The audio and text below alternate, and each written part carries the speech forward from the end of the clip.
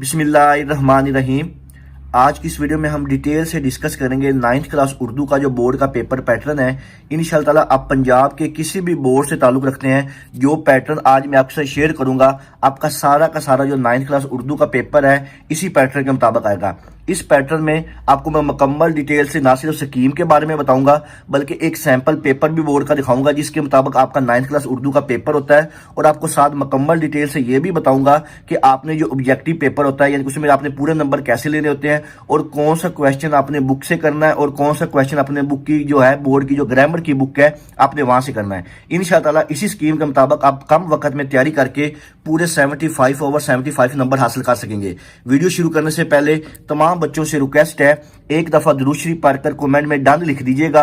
अल्लाह ताला से दुआ है इस दफा जो बच्चे 9th क्लास का फर्स्ट टाइम पेपर दे रहे हैं, अल्लाह ताला उन बच्चों को उनकी उम्मीदों से भी ज्यादा नंबर दे और उनको अच्छे ग्रेड के साथ कामयाब करे। अगर आपको 9th क्लास के तमाम मज़ामीन का गेस्ट पेपर और जो बोर्ड के सारे सब्जेक्ट की स्कीम है SLOs के मुताबिक आपको PDF की फॉर्म में चाहिए, तो आप मेरे इस नंबर पर व्हाट्सएप करके जो तमाम मज़ामीन का गेस्ट पेपर और जो बोर्ड की स्कीम है आप PDF की फॉर्म में हासिल कर सके हैं। ये जो गेस्ट पेपर और बोर्ड की स्कीम है इसके मुताबिक सिर्फ और सिर्फ आप 15 दिनों की तैयारी से 80 से 85% नंबर जो है वो हासिल कर सकेंगे। ये सारे के सारे जो गेस्ट पेपर है ये बोर्ड का जो न्यू पैटर्न है SLOs उसके मुताबिक बनाए गए हैं और इंशाअल्लाह ताला आपका जो बोर्ड के मोस्टली क्वेश्चन है इन्हीं गेस्ट पेपर में से पूछे जाएंगे। तो तमाम गेस्ट पेपर आप इस नंबर पर व्हाट्सएप करके आप PDF की फॉर्म में हासिल कर सकते हैं। तो सबसे पहले हम बात करेंगे आपका 9th क्लास उर्दू का जो ऑब्जेक्टिव पेपर होता है, जिसको आप MCQs वाला पेपर भी कहते हैं। इसके जो 15 नंबर है ये आपने कैसे लेने हैं। तो नंबरों से पहले मैं आपको बता दूं इसकी जो डिवीजन आपकी कैसे होती है।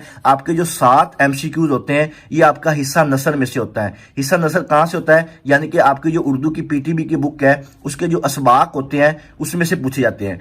2 MCQs आपका जो हिस्सा नज़म वाला है वहां से पूछे जाते हैं और हिस्सा गजल में से सिर्फ और सिर्फ 1 MCQ पूछा जाता है। और आपके ये वाले जो PTB की बुक से टोटल जो MCQs बनते हैं ये 10 MCQs यहां से पूछे जाते हैं, जबकि बाकी के जो 5 MCQs हैं ये आपकी जो बोर्ड की ग्रामर की बुक है PTB वालों की वहां से पूछे जाते हैं। बाद बच्चों ने शरह सरमाया लिया होता है, बाद बच्चों ने पायलट ली होती है, बाद बच्चों ने आईना उर्दू लिया होता है। तो वो कह रहे होते हैं सर जो आप पेजेस बताते हैं वो हमें मिलते ही नहीं है और जो क्वेश्चन आप बता रहे हैं ये हमारी ग्रामर में है ही नहीं।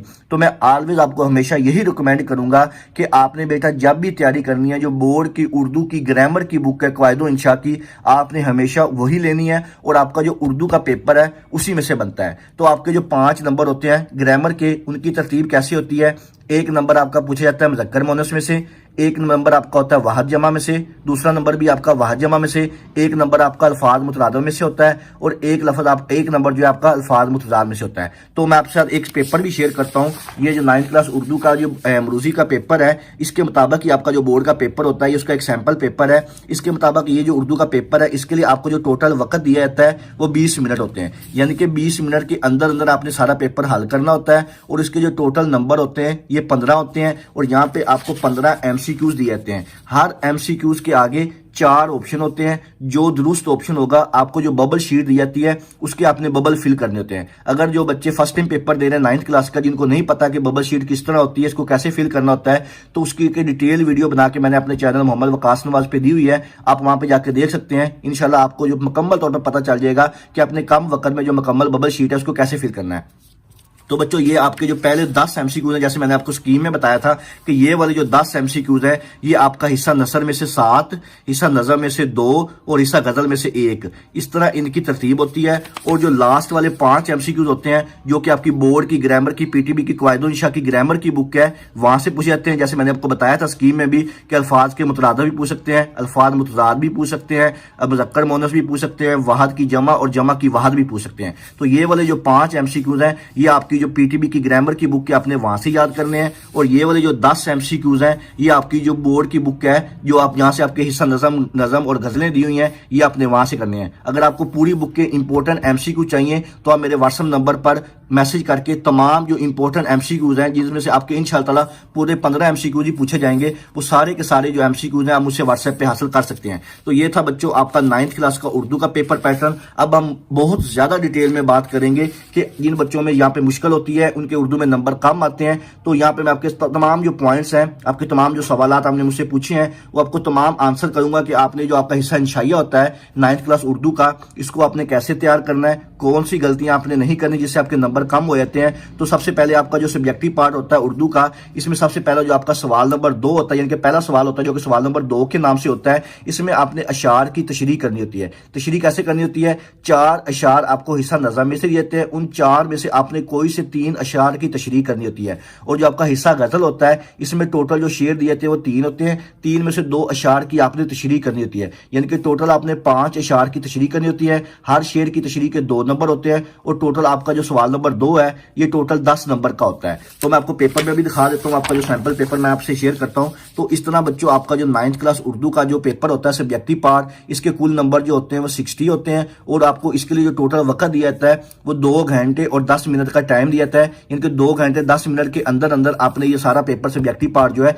ये सोल्व करना होता है। तो जैसे अभी मैंने आपको स्कीम में बताया था, आपका सबसे पहला जो क्वेश्चन नंबर 2 होता है, इसमें 2 हिस्सा नज़म और हिस्सा गजल, इसमें से अशार दिए जाते हैं, इनकी आपने तशरीह करनी होती है। हिस्सा नज़म में से 4 होते हैं, इसमें से आपने 3 करने होते हैं। हिस्सा गजल में से 3 होते हैं, इसके आपने 2 करने होते हैं। तो ये आप यहाँ पे देख सकते हैं, बिल्कुल वही चीज लिखी हुई है और इसके जो टोटल नंबर होते हैं वो 10 नंबर होते हैं। यानी कि आपका जो सवाल नंबर 2 है ये टोटल 10 नंबर का होता है, जिसमें आपने अशार की तशरीह करनी होती है। और कोशिश करें जब भी आप अशार की तशरीह करें, इसमें आप शेर भी ऐड किया करें, कोई अकवाले ज़रिए वो भी ऐड करें, हदीस भी ऐड करें, ठीक है। कोई भी चीज़ आप इसमें जितना ऐड करेंगे और कम से कम आप एक जो शेर की तशरीह है वो हाफ से ज्यादा पेज की करेंगे, फिर ही आपको इसके 2 नंबर मिलेंगे। तो ये हो गया आपका सवाल नंबर 2। अब हम स्कीम में देखते हैं कि आपका नेक्स्ट जो क्वेश्चन होता है वो कौन सा होता है। तो आपका सब्जेक्टिव पार्ट का जो सवाल नंबर 3 होता है, जिसमें अपने पैराग्राफ की तशरीह करनी होती है। इसमें क्या होता है कि आपके पास जो पहला पैराग्राफ होता है नसर के पहले निस्फ असबाक में से, जबकि दूसरा पैराग्राफ बाकी निस्फ में से होगा और इसके जो टोटल नंबर होते हैं वो 10 होते हैं। ये सवाल जो सवाल नंबर 3 है मैं आपको डिटेल में यहाँ से बताता हूँ जो आपका सब्जेक्टिव पेपर होता है इसमें कैसे होता है।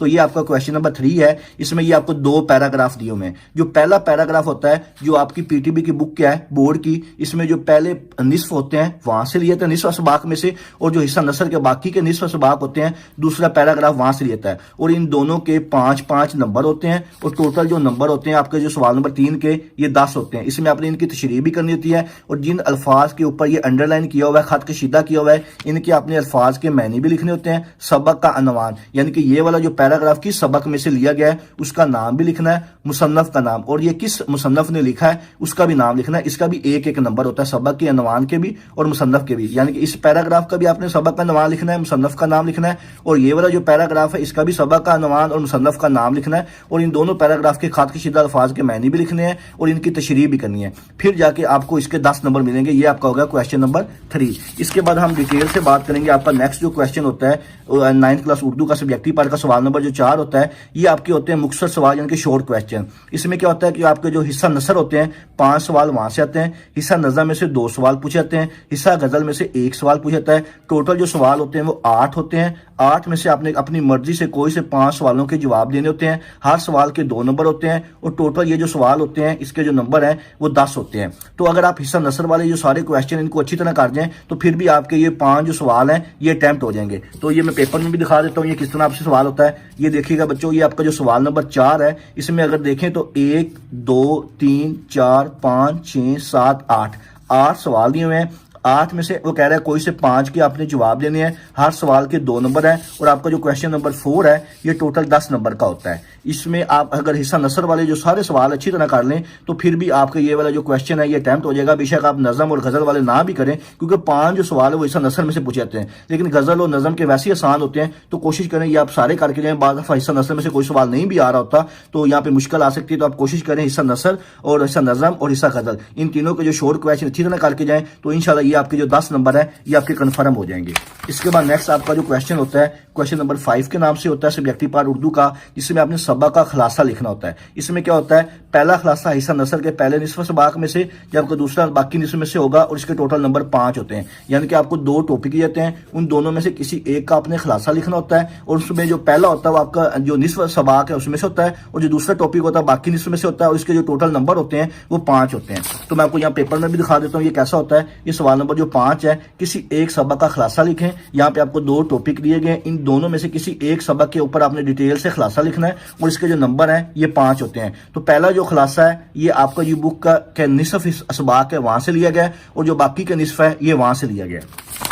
इसके बाद नेक्स्ट हम डिटेल से बात करते हैं आपका जो क्वेश्चन नंबर 6 होता है 9th क्लास उर्दू का, जिसमें आपने नज़म का मरकजी ख्याल या खुलासा लिखना होता है। मरकजी ख्याल या खुलासा जिसका भी नज़म जो अनवान दे तो उसके लिखने के 4 नंबर होते हैं, और कि उस नज़म का जो शायर का नाम है आपने वो भी लिखना होता है, 1 नंबर उसका होता है, और टोटल आपका जो सवाल नंबर 6 है ये 5 नंबर का होता है। तो मैं आपको यहाँ पे भी दिखा देता हूँ ये कैसे सवाल होता है। आपका सवाल नंबर 6, ये यहाँ पे एक नज़म का नाम दिया गया है, अनवान है, इसकी आपने मरकजी ख्याल भी लिखना है, या अगर खुलासा है तो खुलासा भी लिख सकते हैं, और ये किस शायर ने लिखी है उसका नाम भी लिखना है। और आपका जो सवाल नंबर 6 है इसके टोटल जो नंबर होते हैं ये 5 होते हैं, यानी कि 1 नंबर आपका जो शायर का नाम है आपने ये लिखना है, और 4 नंबर उसका जो आपने मरकजी ख्याल या खुलासा लिखना है वो लिखना है। बेहतर कोशिश करें कि इसका जो मरकजी ख्याल है वही लिखें, वो छोटा सा होता है और उसमें नंबर आने के चांसेस भी ज्यादा होते हैं।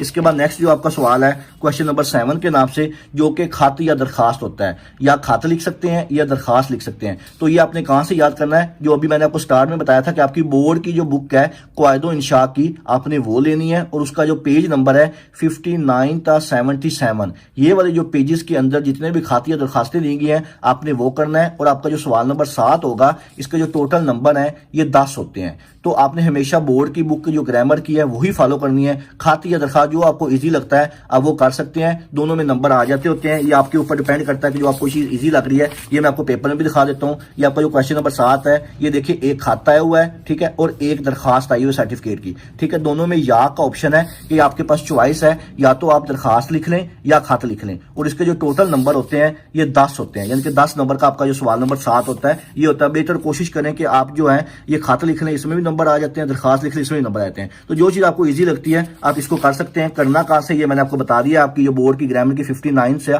77 जो पेजेस है ये आपने यहां से करना, और इंशाल्लाह इसके अंदर जितनी भी दी हुई है इसी में से आएगा। इसके बाद आपका जो क्वेश्चन नंबर 8 होता है जिसमें आपके पास 2 चीजें होती हैं, या तो आप कहानी लिख लें स्टोरी, या आपने मुकालमा लिखना होता है। ये भी आपने कहां से प्रिपेयर करना है, बिल्कुल वही जो आपकी बोर्ड की ग्रामर की बुक है जिसका सफा नंबर 78 था 83, इसके अंदर जितनी चीजें दी हैं ये याद करना है। 108 था 118 यहां तक इस पेजेस के अंदर जो चीजें दी हुई आपने सिर्फ यही याद करके जाना है, और आपका ये कहानी या मुकालमे वाला सवाल अटेम्प्ट हो जाएगा। और इसके जो टोटल नंबर होते हैं ये 5 होते हैं। तो आपने ये भी बोर्ड की ग्रामर की बुक वहीं से करनी है, सारी स्टोरीज भी वहां से करनी है, और सारे अगर आपने मुकालमा करना है तो वो भी वहां से करने हैं। ये पेजेस नंबर मैंने बता दिए हैं, इन पेजेस के अंदर जितने भी कहानियां या मुकालमे लिखे हुए हैं सिर्फ आपने वही करके जाने हैं, और उन्हीं में से पूछा जाएगा। तो ये मैं आपको पेपर में भी दिखा देता हूँ ये कैसा सवाल होता है। ये देख लें सवाल नंबर जो 8 है, ये अनवान दिया हुआ है, इसके ऊपर आपने कहानी लिखनी है, ठीक है, और या फिर ये एक मुकालमा लिखा हुआ है दुकानदार और खरीदार वाला, या आपने ये लिखना है, और इसके जो नंबर हैं ये भी बताए हुए हैं कि 5 नंबर का ये सवाल होता है, ठीक है। इसके बाद नेक्स्ट आपका जो क्वेश्चन होता है लास्ट क्वेश्चन नंबर जो 9 होता है, जिसमें आपने जुमलों की दूसरी तकमील करनी होती है। ये भी आपकी जो बोर्ड की ग्रामर की बुक है उसके ऊपर दिए हुए हैं, ये आपने वहां से करके जाने हैं, और इसके जो टोटल नंबर होते हैं